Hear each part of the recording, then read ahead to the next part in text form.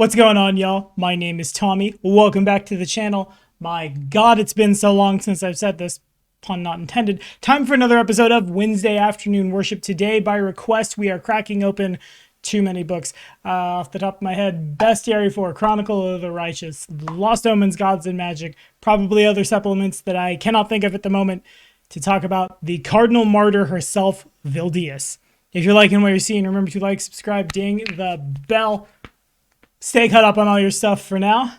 Let's dive in.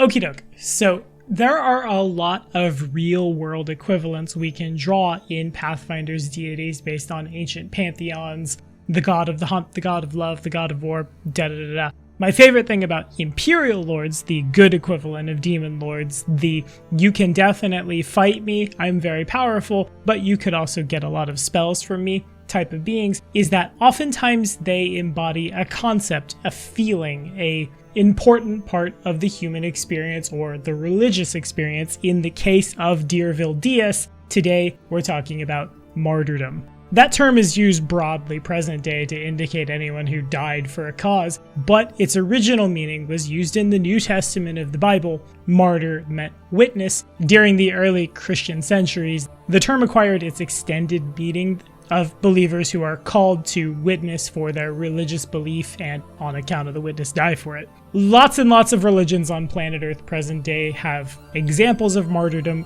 within their faiths. In Pathfinder, Vildeis is the classic example. Legends depict that while it's very common for angels, imperial beings, so on and so forth, to spend eternity combating the forces of darkness, when she emerged from heaven, she couldn't cope with the concept of evil, the notion that reality allows evil to exist, and to preserve her sanity, she blinded herself so she couldn't see the foulness that so often taints the world in which we play Pathfinder in. From there, she dedicated herself wholly to destroying that which caused her that pain. She can't rest, she can't laugh. It's only crush your evil enemies, see them driven before you, and repeatedly sacrifice to keep the Cardinal Martyr's damaged spirit whole.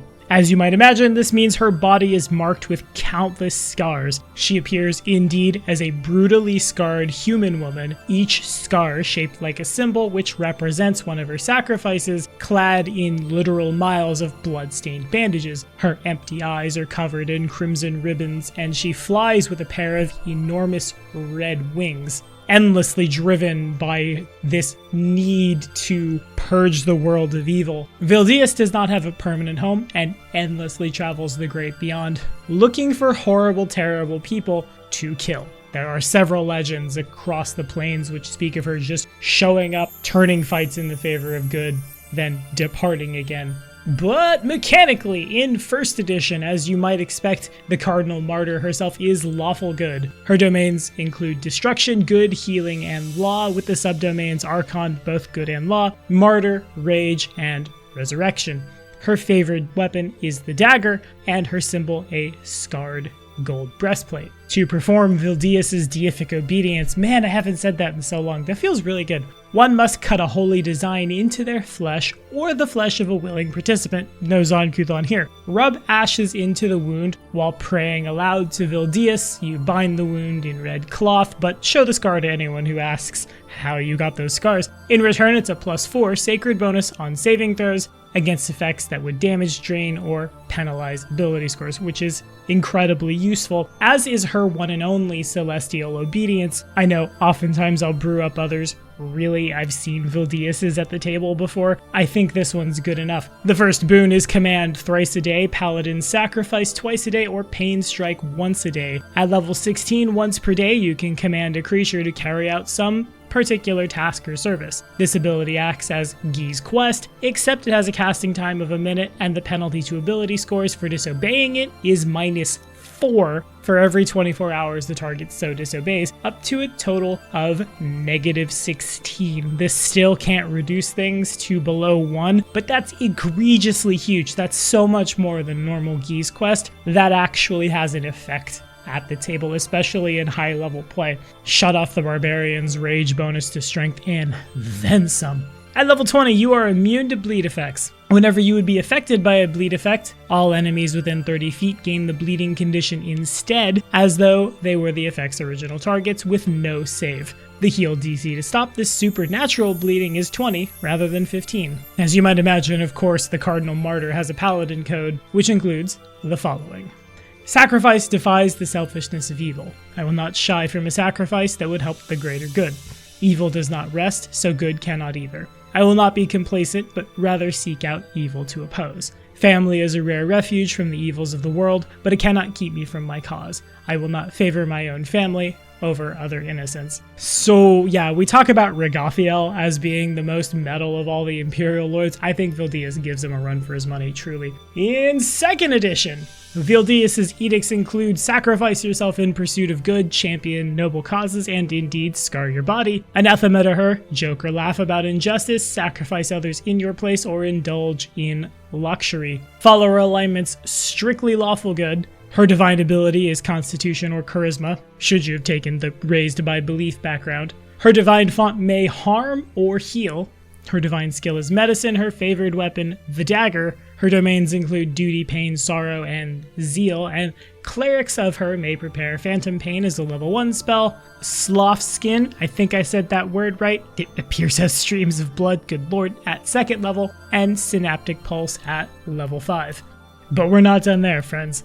Like a lot of the other Imperial Lords, so many Demon Lords, so on and so forth, in 1st edition, Vildeis was statted as a CR 28 endgame encounter. We won't go over every single solitary ability, but we will go over the special ones as well as her super cool dagger. Firstly, whenever Vildeis would be affected by a bleed effect, all enemies within 30 feet gain that bleeding condition instead, as though they were the effect's original targets with no save. The heal DC is 25. Wowie, where have we heard that before? Vildeis may also both smite evil and cast magic as a 20th level paladin. Whenever she uses smite evil and successfully strikes an evil outsider, the outsider is also subject to disintegrate, using Vildeis' paladin level as the caster level. After the disintegrate effect and the damage from the attack are resolved, the smite immediately ends, probably so too did that demon. Vildeis may also automatically pinpoint any evil creature within 1,000 feet of her, and into battle with her she carries her very, very dope dagger, Cicatrix,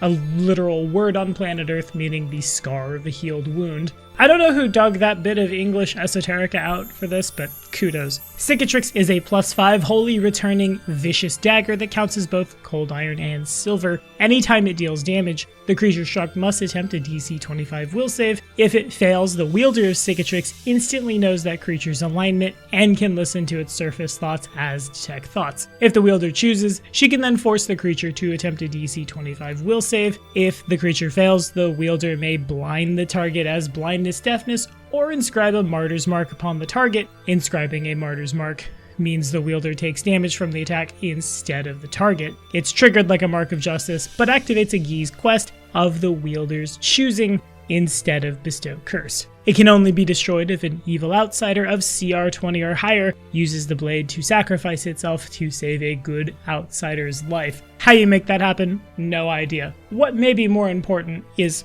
in Vildeis' hands, Cicatrix does 1 point of bleed damage, so theoretically, you could just attack yourself, ignore a boatload of the damage, and then cause everyone around you to start, repenting for their sins. So I don't know how I've never talked about this on BDG before. Fun fact, Vildeis was the deity of the very first cleric I ever GM'd for in my literal entire career as a GM, long before BDG was even a thought in my mind. The player took an anagram of his own name and then slapped it on them. At the time, I don't think I leaned in as well to literally how cool the flavor of this Imperial Lord is. I was a tiny baby at the time, but indeed, cool it is. Vildeis is a great reflection on the Crusader gods, the Crusader deities that very typically get worshipped at our tables, our Iomedes, our Regathiels again, because Vildeis embodies something that we don't often talk about when we consider our Crusaders: fear,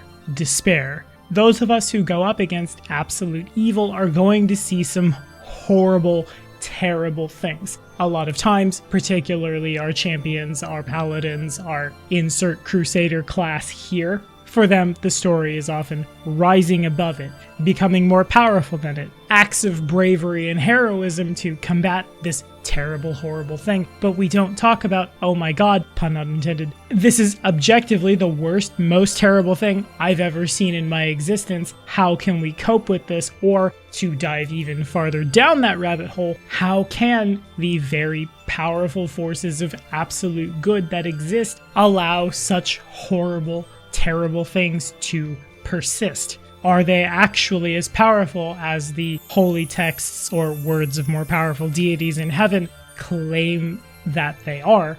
Evil can often feel unstoppable, and oftentimes we give in to despair, but it's proof positive that you can rise above it. You can feel this pain. You can know that the fight will be hard, but you can still push on, push forward, and frankly, kick a lot of ass while doing so. If I had the honor of GMing for a Vildean cleric again, or paladin, or insert religious class here, it's a very interesting, very unique story to tell. The tale of the follower of the martyr is often littered with a lot of pain, a lot of struggling, a lot of, like, we can have friends, but my friends aren't as important as the job, the mission, so on and so forth, and how that ties in with the party around you, who you keep around / who is willing to follow you into those bad places to help you both fight the forces of evil and literally keep your sanity. Vildeis also allows us to use spells that I think are often associated with the less than nice deities,